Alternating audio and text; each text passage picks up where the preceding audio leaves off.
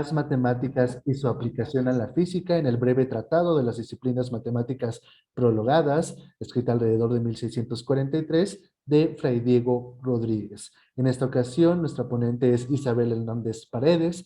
Como una muy rápida introducción, Isabel Hernández Paredes es licenciada en Historia por la Facultad de Ciencias Sociales y Humanidades de la Universidad Autónoma de San Luis Potosí. Estudió la maestría en Filosofía de la Ciencia de la UNAM desde la línea de investigación en Historia de la Ciencia y actualmente es estudiante de doctorado en el mismo posgrado. Adelante, Isabel, el micrófono es todo tuyo. Sí, muchas gracias. Se escucha bien, ¿verdad? Sí, así es. Ok. Bueno, bien, pues a grandes rasgos, lo que hoy vengo a presentar es una ponencia que me saca un poquito de mi zona de confort, no solo porque ya no está solo enfocada, sino a este pensamiento matemático que tuvo en la época del siglo XVII novohispano Fray Diego Rodríguez, sino que respecto a este mismo personaje, ahora me voy a enfocar un poquito a lo que él pensaba acerca de la física, ¿no? Entonces, bueno, pues para empezar, vamos hablando un poco de el contexto en el que escribió esto que escribió. Y pues pensemos primero desde dónde está escribiendo. Él está escribiendo desde su posición como catedrático de matemáticas y astrología en la Real Universidad de México. Pero desde su creación, esta cátedra no contó con un apoyo notable por parte del claustro universitario. Más bien se le consideraba una cátedra inferior por tratarse de una cátedra de corte práctico y mecánico que contrastaba con la tradición escolástica y ortodoxa que tenía aquella universidad, a diferencia de cátedras como cánones, teología o filosofía. Entonces, bueno, Fray Diego, quien fue la primera persona en ocupar dicha cátedra que se abrió a petición de los estudiantes de la Facultad de Medicina de la Real Universidad de México en 1637, bueno, ellos buscan abrirla porque eh, la medicina en Nueva España, sustentada en una tradición hipocrática, implicaba que el médico, para poder indicar algún procedimiento curativo que debía de utilizarse, tenía que calcular la posición de los planetas y las estrellas que causaban pues estas enfermedades y observar ciertas configuraciones planetarias, ¿no? Sin embargo, pues tales prácticas para la universidad, nuevamente repito, no se consideraron prioritarias en su contexto. Entonces, bajo este panorama, Fray Diego escribió un breve tratado, que es el que están viendo ahí, la primera hojita en pantalla. Como ven, pues no se imprimió, es un tratado manuscrito, ¿no?, de las disciplinas matemáticas prologadas que se fechó cerca de 1643, es decir, ya después de haber transcurrido 6 años de que este fraile mercedario comenzara a impartir clases, ¿no? En este dicho breve tratado, pues lo que podemos observar es lo que Fray Diego entendía sobre las disciplinas matemáticas principalmente, ¿no? Sus generalidades, su distinción de la física, de la metafísica, su división y otros asuntos, ¿no? Tales reflexiones que plasma Fray Diego en este breve tratado posiblemente se deban a alguna búsqueda por señalar y defender dentro de este contexto la importancia y las diferentes utilidades que tenían las matemáticas para la formación académica de los estudiantes. Entonces voy a cambiar.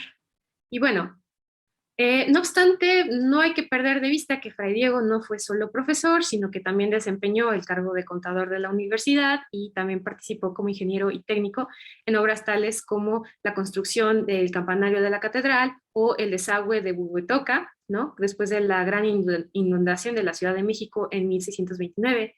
De allí que probablemente se explique su interés por el texto Teatro de los Instrumentos y Figuras Matemáticas y Mecánicas de Jacques Besson, que es una obra en la cual su autor diseñó una serie de instrumentos y de máquinas que imaginaba que podían ser construidas, ¿no? Ahora, cabe aclarar que el género literario de estos teatros de instrumentos mecánicos no pretenden presentar máquinas reproducibles, sino proporcionar los medios a quien quiera fabricar una según sus necesidades y contexto. También, bueno, cabe aclarar que este tipo de teatros de instrumentos están escritos de tal manera, a manera de un texto euclidiano, es decir, que tiene Cada ejercicio o cada máquina no se puede entender si no se entienden los ejercicios anteriores o la construcción de aparatos anteriores, ¿no? Entonces lleva un orden. Bueno, pues la combinación de estas labores a las que se dedicó Fray Diego y su principal ocupación como profesor dentro de la universidad posiblemente motivaron su visión particular que ofrece de las matemáticas, la cual pues es una mezcla interesante entre dos tradiciones, ¿no? Por un lado se contemplaba la presencia de esta matemática de un corte euclidiano anterior al siglo XVII, que se basaba en el quadrivium que se encuentra en las Institutio Aritmética de Boecio, ¿no? Por otro lado, también Fray Diego se remite a la versión que el jesuita alemán Christopher Clavius hace de los elementos de Euclides y que es una matemática contemporánea a su época, ¿no? Bueno, pues esta mezcla que realizó Fray Diego entre la reivindicación del quadrivium y la visión matemática de Clavius no es usual para inicios del siglo XVII, y no es que se trate de una mezcla completamente cuestionable, pero sí se trata de dos formas de entender a las matemáticas de manera anacrónica. Por ejemplo, lo que separa a Clavius del quadrivium canónico es que él buscó ampliar el campo de acción de las matemáticas al integrar un mayor número de disciplinas dentro de las matemáticas mixtas, además de justificar la práctica matemática que se venía desarrollando en la época. Ahora, bajo esta línea, Fray Diego también enumeró y clasificó diversas ciencias matemáticas más allá del quadrivium clásico, clasificándolas principalmente en matemáticas puras, como ya lo habíamos visto con Omar en su tablita de Fray Alonso de la Veracruz, que pues es la aritmética y la geometría, y las impuras o las mixtas, en las que cabe lo que es la astrología, la música, etcétera, ¿no? Para, bueno, posteriormente hablar de las disciplinas que derivan de ellas y sus aplicaciones físicas. Ahora bien, dentro del quadrivium medieval, la aritmética y la geometría se consideraban ramas de las matemáticas puras y su tema central eran estas magnitudes abstractas. Así, la aritmética, por un lado, estudiaba magnitudes discontinuas, como los números, mientras que la geometría estudiaba magnitudes continuas, bajo la forma de extensión espacial, mientras que la astronomía y la música representaban ramas de las matemáticas mixtas. Por mixta se entiende que su objeto de estudio es la magnitud combinada con algo en específico. Ahora, la astronomía, por ejemplo, representa la extensión geométrica aplicada a los fenómenos celestes, mientras que la música representaba una extensión aritmética que se asociaba con números y sonidos. Y bueno, pues para Fray Diego, la matemática, bueno, es esta ciencia exacta, certera, y sostiene, citando los segundos analíticos de Aristóteles, que la matemática siempre procede de algunos principios ya conocidos para llegar a conclusiones demostradas, ya que nunca aceptan algo no probado para demostrar las proposiciones subsecuentes. Mientras que, Alejandro. Disculpe, Isabel, estamos viendo nada más la portada de tu presentación, ya no estamos siguiendo tus diapositivas. Ah, listo, ya Ah, está, ahora sí. a ver. Aritmética, geometría, música y astrología. Sí, ya. Sí. Ok, gracias. Sí, gracias por avisar. Bueno, entonces, para Fray Diego, parecería que hay otras artes o disciplinas que no están bien demostradas o consultadas cuando ya se da por confirmado algo, ¿no? Esto frente a esta búsqueda por exaltar a las matemáticas de otras áreas, ¿no? Y este argumento pues deja ver que para Fray Diego la matemática es la disciplina que por excelencia otorga una explicación demostrable, además de racional, certera y exacta. Bueno, esto según este breve tratado, lo cual pues en la teoría pues no quiere decir que Fray Diego no haya hecho unas aportaciones muy útiles desde la ingeniería. Bueno, esto, digamos, pensándolo en el contexto en el que está escribiendo esto, ¿no? Como una defensa hacia la utilidad de las matemáticas en la universidad. Bueno, pues también Fray Diego ubica las matemáticas de acuerdo con Aristóteles en su Metafísica, el libro sexto, junto con la física y la metafísica en vez de la teología. Y esto es algo que posiblemente pues, lo haya retomado de Fray Alonso de la Veracruz, como ya también mencionó Omar en su ponencia. Y esto dentro de las ciencias especulativas, que también son conocidas como ciencias teóricas. Ahora, las ciencias teóricas especulativas para Aristóteles pues se encuentran a la cabeza de las ciencias prácticas, puesto que es en la ciencia teórica donde se hallan los primeros principios y las primeras causas. Ahora, para reforzar esta idea, Fray Diego se basa en el matemático español Pedro Ciruelo, eh, bueno, para señalar qué son las ciencias especulativas. La física, ya que como movimiento de las propiedades mismas de la naturaleza, investiga y observa las alternancias y algunas transmutaciones. La metafísica, porque tras trascender algunos métodos, busca y escudriña completamente las esencias y las naturalezas y el grado de perfección, no solo de las cosas corporales, sino también de los entes sobrenaturales. Y la matemática, que contempla las propiedades de las cosas naturales, abstrayendo siempre de la materia sensible y particular la divisibilidad de sus partes, pues, bueno, es evidente que la cantidad tiene partes más allá de la suma de sus partes. Ahora, de esta manera, Fray Diego plantea que el objeto de la matemática es la cantidad inteligible, quantitas intelligibilis, abstraída de la materia singular, a lo que también denomina quantum fantasiatum, que antes yo lo había traducido como cantidad imaginada, pero pensando también desde las raíces griegas de dónde viene fantasiatum, ¿no? Que viene, digamos, de ay, fantas, fa, fanestai y fainen, ¿no? Que es aparecer o ser aparente. Bueno, ya lo lo estoy traduciendo como cantidad perceptible. Bueno, y por ello, pues Fray Diego vuelve al ejemplo aristotélico del libro segundo de la física, en el que este mercedario pues está sosteniendo que para Aristóteles el matemático trata el concepto de límite no de manera concreta como en la física, sino de manera abstracta como en la matemática. Ahora, también el padre Rodríguez lo que hace es distinguir a las matemáticas puras de las impuras o de las mixtas, mencionando que estas últimas son en parte matemáticas y en parte físicas. Para él, desde la filosofía matemática de Pedro Ciruelo, las matemáticas puras son totalmente abstractas y sus razones son verdaderas, mientras que las matemáticas impuras o mixtas, ¿no? Eh, son, son concretas, pues además de razones matemáticas retoman cuestiones físicas. Ahora bien, Fray Diego considera a las puras como matemáticas principales y superiores, mientras que las impuras tienen un carácter inferior y subalterno, pues es a partir de las matemáticas superiores que se pueden probar los principios de la matemática inferior, ¿no?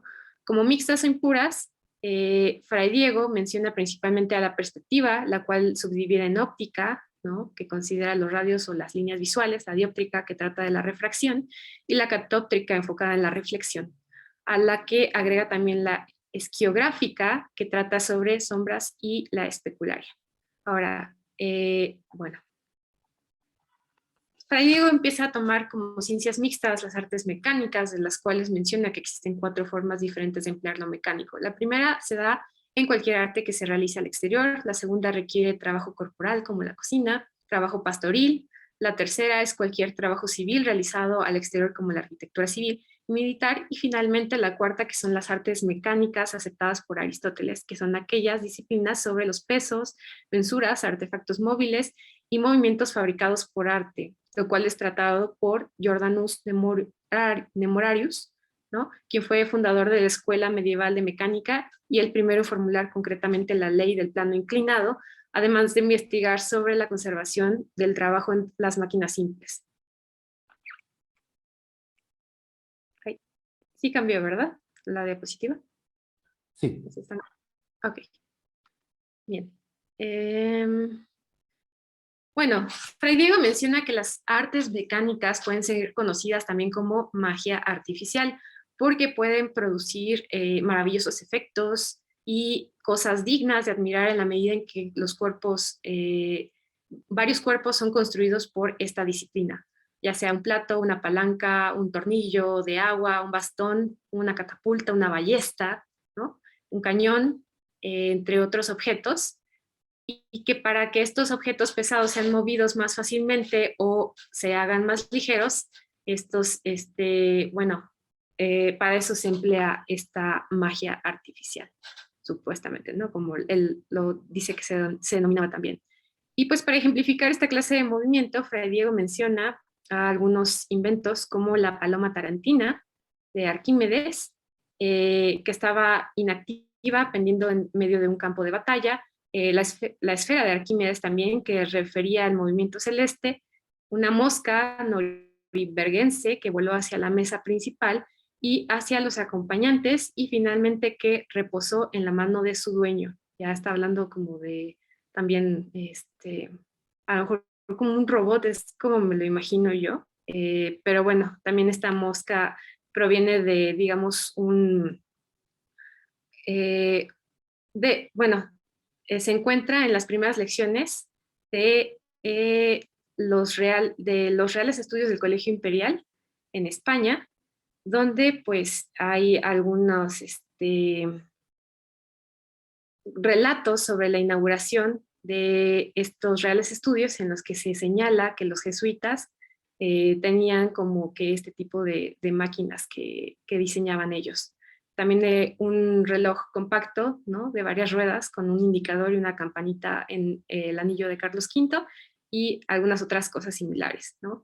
También Fray Diego se encuentra citando a Vitruvio, ¿no? Respecto al significado de lo que es una máquina, la cual para Vitruvio es una perfecta y continuada unión de diversos cuerpos sólidos mezclados que pueden mover objetos. Ahora, la facultad mecánica también va a ser el arte por medio de la cual se construyen cuerpos mezclados que permiten mover cosas más fácilmente o que las retardan.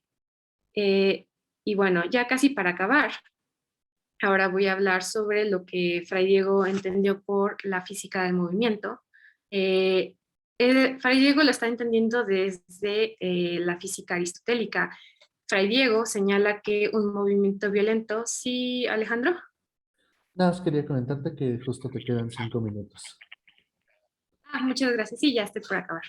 Fray Diego señaló que un movimiento violento es aquel por el medio del cual los objetos pesados, que por naturaleza van hacia abajo, son levantados. Que esta violencia empuja los objetos ligeros hacia abajo, hacia los lados, en círculos y mueve fácilmente los objetos pesados. El movimiento violento es impuesto, lo cual quiere decir que es causado externamente y se imparte a los objetos. No se mueve por sí mismos ni por su naturaleza, sino gracias a empujes o tirones, que son tracciones, ¿no? Ahora, la dificultad del concepto de movimiento violento radica en que los empujes o los tirones pues no siempre son evidentes. Por ejemplo, con lo que viene siendo la cuerda de un arco que mueve una flecha hasta que ésta sale del arco. Después, para seguir explicando el movimiento de la flecha, se requiere que haya otro agente de empuje, de manera que Aristóteles imaginaba que la brecha en el aire originada por el movimiento de la flecha causaba un efecto de apriete en la parte trasera de la flecha. Y esto quiere decir que la flecha se impulsaba por el aire y no por una fuerza. Ahora, para la física clásica, a diferencia de la física medieval y antigua, no hay estrictamente hablando movimiento violento, ya que ningún movimiento violento resulta de la naturaleza del móvil, como tampoco de tal naturaleza puede provenir el reposo. De esto se desprende con toda evidencia que jamás se violenta la naturaleza del móvil. Este es totalmente indiferente al estado en el cual se le pone, lo que de otra parte implica que solo es por fuerza. Si ya no es por violencia, ¿cómo se puede hacer pasar al móvil de un estado a otro, puesto que todo movimiento, o al menor, toda puesta en movimiento, como todo reposo, o al menos toda detención del movimiento, toda aceleración, toda retardación implica una causa o más exactamente una fuerza que necesariamente debe de concebirse como exterior y ajena al móvil, que en sí es inerte. Entonces, más adelante, Fray Diego menciona también como parte del estudio de las artes mecánicas, por ejemplo, el arte bélico o militar, que se divide en táctica, estratagemática, organopoética y neumática. De esto hay que señalar que Fray Diego no se detiene a profundizar cada una de estas menciones que hace, cuando en la época del conocimiento el arte bélico y militar ya era mucho más avanzado de lo que aparentemente aquí está mostrando Fray Diego.